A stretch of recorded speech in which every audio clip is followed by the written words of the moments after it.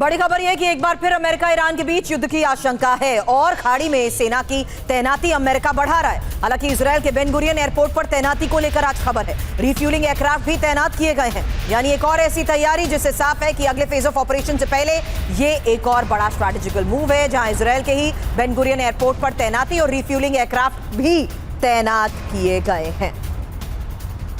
Iran पर नए सिरे से हमलों की तैयारी को लेकर आज खबर क्या है? अमेरिका ने न्यूक्लियर सबमरीन तैनात की है और ईरान के प्रस्ताव ठुकराने के बाद यह एक बहुत बड़ी रणनीति है, जहां यूएस ने परमाणु पनडुब्बी की लोकेशन अब जारी कर दी है। कल लाउड एंड क्लियर में हमने आपको खबर बताई थी परमाणु पनडुब्बी को लेकर की जा रही तैयारी, डिप्लॉयमेंट। लेकिन यह तैनाती हुई कहां है, अब यह इंफॉर्मेशन भी सामने आ चुकी है। हालांकि यही तैयारी प्रस्ताव ठुकराने के बाद क्या बड़ा संकेत दे रही है। मनीष मेरे सहयोगी स्टूडियो में इस वक्त हमें ज्वाइन कर चुके हैं, उनसे भी करेंगे सवाल। उससे पहले ईरान के पास परमाणु पनडुब्बी की तैनाती, यही बड़ी खबर है, और न्यूक्लियर सबमरीन तैनात, एटमी हमले का प्लान। सवाल, क्योंकि फिलहाल दावा यह है कि परमाणु हथियारों से लैस पनडुब्बी ईरान की तरफ आ रही है। रविवार तक जिब्राल्टर स्ट्रेट में तैनात थी अमेरिकी सबमरीन और सोमवार को पेंटागन ने पनडुब्बी की लोकेशन और तस्वीर को शेयर किया है।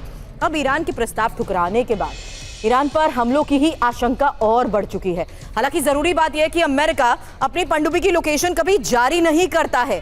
ऐसे में मनीष सवाल यही, क्या ईरान पर परमाणु हमला करने वाले हैं डोनाल्ड ट्रंप, और ईरान के पास न्यूक्लियर सबमरीन की तैनाती क्यों? इसी को लेकर करूं सवाल। उससे पहले एक और बड़ी खबर है, क्योंकि B-1 बॉम्बर से ईरान पर हमले की आशंका है। अब ये पश्चिम एशिया में मौजूद अमेरिकी B-1 बॉम्बर, सेंटकॉम ने बॉम्बर की तस्वीर जारी की है। तो पश्चिम एशिया में मौजूद अमेरिकी B-1 बॉम्बर और सेंटकॉम ने बॉम्बर की अब तस्वीर भी जारी कर दी है। हालांकि इसी तस्वीर के जारी करने के साथ ये एक और बहुत बड़ा संकेत है, और जिस लोकेशन की हमने अभी परमाणु पनडुब्बी की बात की, उस लोकेशन को साझा करना भी एक बहुत बड़ा संकेत है, क्योंकि ऐसा किया नहीं जाता है। लेकिन अब फिलहाल ये दो बड़ी खबरें हैं, जहां पश्चिम एशिया में अमेरिकी B-1 बॉम्बर भी अब मौजूद है। इस बीच एक और सबसे बड़ी खबर यह है कि ईरान पर हमले के लिए डोनाल्ड ट्रंप अब एक बार फिर विचार कर रहे हैं। पिछली बार से ज्यादा बड़े हमले की आशंका इसलिए क्योंकि ईरान से डील ना होने पर अब ट्रंप एक बार फिर निराश हो चुके हैं। ईरान से डील पर चीन से मदद की भी उम्मीद है और ट्रंप चाहते हैं चीन ईरान पर दबाव डाले। यही न्यूयॉर्क पोस्ट और CNN की रिपोर्ट्स में दावा किया गया। हालांकि पहले से बड़ा युद्ध, ट्रंप के फैसले पर बस मुहर लगना बाकी है। दावा फिलहाल क्या किया जा रहा है? दावा किया जा रहा है कि समझौते पर ईरान के रवैये से ट्रंप बेहद नाराज हो चुके हैं और ईरान पर फिर हमलों के लिए वो विचार भी कर रहे हैं। हालांकि ईरान पर पहले से ज्यादा बड़े हमलों की आशंका है। इस बीच पाकिस्तान पर सवाल, क्योंकि अमेरिकी अधिकारियों ने पाकिस्तान पर अब सवाल उठा दिए। ट्रंप की नाराजगी को ठीक से नहीं पहुंचा रहा है वो ईरान, और ईरानी रुख सॉफ्ट करके अमेरिका पहुंचा रहा है पाकिस्तान। और चीन की भूमिका को लेकर यह सवाल इसलिए क्योंकि ट्रंप चाहते हैं कि समझौते के लिए चीन ईरान पर दबाव डाले, यूरेनियम में चीन ईरान को जिद छोड़ने को मजबूर करे। लेकिन ऐसा कुछ भी होता हुआ नजर नहीं आ रहा है। मनीष, टाइमिंग हर चीज की बहुत इंपॉर्टेंट है। डोनाल्ड ट्रंप जिन्होंने आने वाले दिनों में शी जिनपिंग के साथ मुलाकात करनी है, चीन की भूमिका इसलिए, पाकिस्तान की भूमिका इसलिए क्योंकि पाकिस्तान की डबल गेम को लेकर भी बड़े पर्दाफाश हो रहे हैं। और दूसरी सबसे बड़ी बात, जहां अब अमेरिका की इस तैनाती और लोकेशंस के बारे में इंफॉर्मेशन साझा करने का मतलब क्या है? बिल्कुल सुरभि, देखिए एक बात तो लाउड एंड क्लियर हम अपने दर्शकों तक कह रहे थे कि नेगोशिएशन से कुछ भी हासिल नहीं होगा, आखिरकार जंग होगी। और अब आप देख लीजिए कि यूएस के प्रेसिडेंट भी खुद ये बात कह रहे हैं कि हमारा सीज फायर इस वक्त ICU में है और कभी भी ये जंग शुरू हो सकती है, जिस पर वो दोबारा से विचार कर रहे हैं। तो हालात हम और अधिक युद्ध की संभावनाओं की तरफ बढ़ चुके हैं।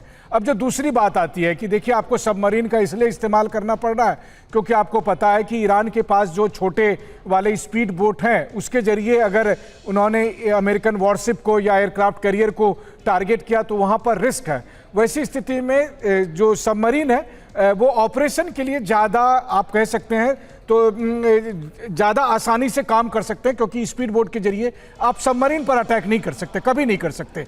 तो ये एक तो ऑपरेशनल चीज़ है। जो दूसरी बात है कि आप B-2 बॉम्बर्स की बात हो या सबमरीन के जरिए आप ईरान को धमकाने की कोशिश करते हैं। लेकिन यहाँ पर मेरा एक छोटा सा संदेह ये है कि जो मुल्क 40 दिन तक आपसे जंग लड़ चुका हो, उसके बाद आपको B-2 बॉम्बर से या सबमरीन से कम वो डरने वाला नहीं है। तो युद्ध हो होकर रहेगा ये तय है, और ईरान डरेगा नहीं ये भी तय है। लेकिन हाँ, इसका परिणाम क्या होगा ये डिपेंड करता है कि अगले राउंड के युद्ध में कौन कौन देश कितनी इंटेंसिटी के साथ इस युद्ध में शामिल होते हैं। ठीक है, कितनी इंटेंसिटी के साथ अगले फेज का ऑपरेशन होता है ये एक बड़ा सवाल, लेकिन सीज फायर कैसे लाइफ सपोर्ट सिस्टम पर है वो बयान डोनाल्ड ट्रंप का सुनाते हैं। यही अगली बड़ी खबर है मनीष। अमेरिका ईरान के बीच सीज फायर टूट सकता है, ईरान पर फिर बमबारी अमेरिका कर सकता है, और सीज फायर पर राष्ट्रपति ट्रंप का ये बयान।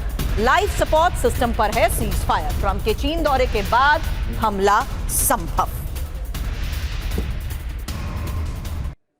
सीजफायर खत्म, ईरान पर फिर गिरेंगे बॉम्ब। बड़ी खबर क्या है? अमेरिका ईरान के बीच फिर युद्ध की आशंका ही बड़ी खबर है, जहां आपको बता दें 35 दिन से चल रहा सीजफायर अब टूट सकता है। हालांकि ट्रंप ने कहा है लाइफ सपोर्ट सिस्टम पर है सीजफायर, और पेंटागन सोर्सेज से यह खबर है कि जल्द हमले का आदेश भी संभव है। हालांकि ट्रंप के चीन के दौरे के बाद ईरान पर हमला संभव है। ट्रंप के पास दो विकल्प है, प्रोजेक्ट फ्रीडम फिर शुरू कर सकते हैं और ईरान पर फिर बमबारी भी कर सकते हैं। हालांकि मनीष, इसको लेकर हमने सुबह भी बात की थी, क्या ये पहला विकल्प वो अपना नहीं चुके? क्योंकि ऑपरेशन फ्रीडम के तहत जिस तरीके से अब बोझ पर हमलों की खबरें आ रही है, बोझ को जब्त किया जा रहा है ईरान की, ये साफ है कि एक ऑपरेशन के तहत ही किया जा रहा है। हालांकि अब सबसे बड़ी बात और एक बड़ा सवाल, ट्रंप का नीति परिवर्तन क्या फिर शुरू करेगा जंग? क्योंकि 5 आशंकाएं, ईरान में बचे हुए टारगेट पर बमबारी, यूरेनियम के लिए ग्राउंड ऑपरेशन भी संभव, और इजरायल से हमले के लिए कह सकता है। हालांकि ईरान पर नए प्रतिबंध भी लग सकते हैं और ईरान में नेतृत्व परिवर्तन के लिए ही ये ऑपरेशन। लेकिन इसी ऑपरेशन में क्या आप सीधे तौर पर सीधा इजरायल वर्सेस ईरान कहेंगे आने वाले वक्त में हम क्या मनीष? देखिए, जब मसला ईरान के साथ जंग का हो तो आप इजराइल से दूरी कैसे बना सकते हैं? तो इजराइल की तो एंट्री होगी। इजराइल तो समझिए कि नहा धोकर तैयार बैठा है कि कब जंग शुरू हो और कब वो इसमें पार्टिसिपेट करे। ये बात मैंने इसलिए की क्योंकि हम लोग ईरान वर्सेस अमेरिका कह रहे थे ना शुरू से, और ईरान वर्सेस अमेरिका कहते हुए यही सवाल उठ रहे थे कि आखिर अमेरिका का मोटिव क्या है? चेंज ऑफ रिजीम उसका मोटिव था, वो पूरा नहीं हो पाया। लेकिन बात तो अब स्ट्रेट ऑफ हार्मूज तक आकर अटकी हुई है पूरी तरीके से मनीष। बिल्कुल सही कहा आपने, लेकिन असली बात यह है कि अमेरिका, इजराइल, यूएई सब एक ही ऑपरेशन के अलग अलग चेहरे हैं। Exactly. आपने देखा कि पिछले साल इजराइल इस जंग को लीड कर रहा था, इस साल हमने देखा कि 40 दिन की जंग अमेरिका लीड कर रहा था। अब अमेरिका और इजराइल को यह लगा कि अंतर्राष्ट्रीय जगत में बहुत ज़्यादा इन पर दबाव बनता है, तो आप देखिए कि अचानक से यूएई के नाम की एंट्री हो रही है। हम सब ने खबर दिखाई कि कैसे यूएई ने भी ईरान पर अटैक किया था। अनऑफिशियली ये सारी बातें कही जा रही है। यूएई लगातार बहुत एग्रेसिव रुख ईरान के खिलाफ अख्तियार कर रहा है। ईरान की तरफ से लगातार यूएई पर हमले हो रहे हैं। मुझे ऐसा लगता है कि आने वाले समय में अमेरिका और इजराइल दोनों की कोशिश होगी कि अब पायलट सीट पर यूएई बैठे, ताकि ये बताया जा सके कि दरअसल ये जंग अमेरिका और इजराइल नहीं बल्कि यूएई लड़ रहा है और वो ईरान पर नियंत्रण करने की कोशिश में है।